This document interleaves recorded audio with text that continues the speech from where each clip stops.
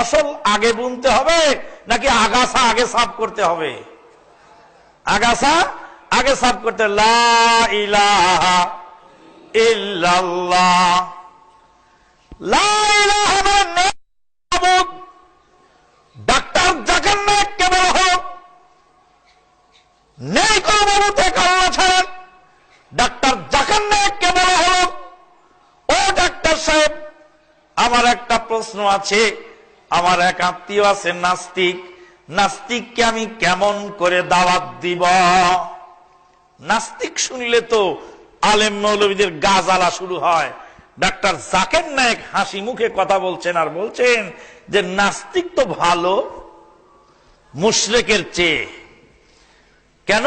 বলে নাস্তিকের ক্ষেতটা পরিষ্কার আছে, নাস্তিকের ক্ষেতের মধ্যে আগাছা নাই, গাছও নাই, আগাছাও নেই। সে আল্লাহকেও মানে না, গায়রুল্লাহকেও মানে না, ওর ক্ষেতটা নিট অ্যান্ড ক্লিন। আর যে মুশরিক, আর ক্ষেতের মধ্যে আগাছা আছে, আগে আগাছা সাফ করতে হবে, তারপরে গাছ বুনতে হবে। এখানে টাইম লাগবে বেশি, আর ওখানে টাইম লাগবে কম। শুনছেন উত্তর? এরই নাম হলো ডাক্তার জাকির নায়েক। মৌলভী সাহেব যখন 50,000 টাকার কমে ওয়াজ করেন না, মৌলভী সাহেব যখন মিথ্যা কথা বলে ধর্ম ব্যবসা শুরু করেছেন, মৌলভী সাহেব যখন দুনিয়ার স্বার্থে টাকার গোলাম হয়ে শেখ বেদাতের সাথে আপোষ করছেন, মৌলভী সাহেব যখন বিভিন্ন রাজনৈতিক দলের তলপি বানাচ্ছেন, তখন আল্লাহ পাক একজন ডাক্তারকে খাড়া করে দিয়েছেন তার দিনের কাজ আদায় করার জন্য।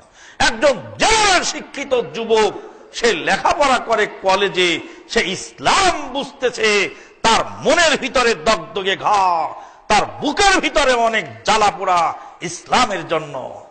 খুলে দেখেন তো, ফেরে দেখেন তো ওই যুবকদেরকে।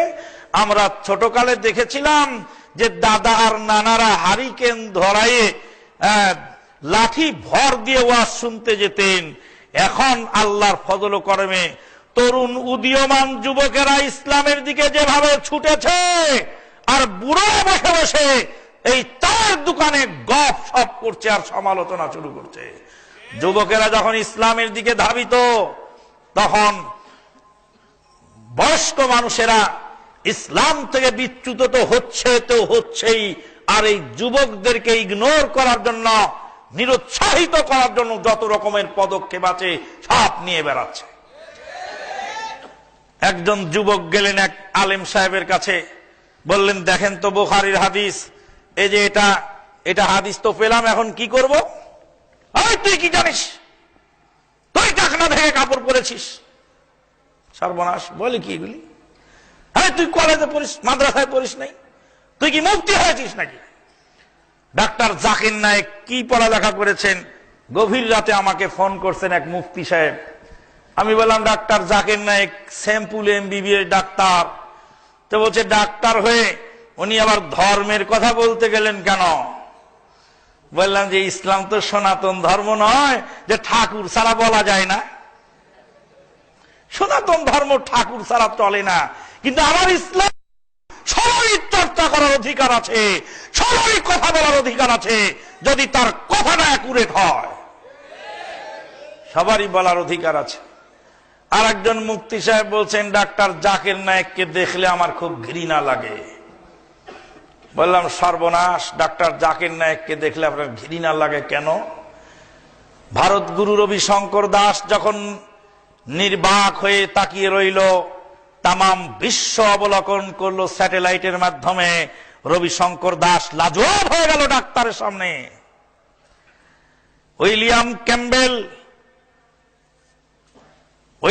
ক্যাম্বেল যখন নির্বাক হয়ে গেল ডাক্তার জাকির নায়েকের সামনে, ডাক্তার জাকির নায়েক যেইভাবে দলিল পত্র উপস্থাপন করেন, খণ্ড পৃষ্ঠা নম্বর সহ, দাগ খতিয়ান সহ যেভাবে বলেন, আল্লাহর কথা বলছি, দুনিয়ার কোন মানুষ মুখস্থ করে বলতে পারবে না। এটা আল্লাহর গায়েবী মদদ ছাড়া সম্ভব নয়।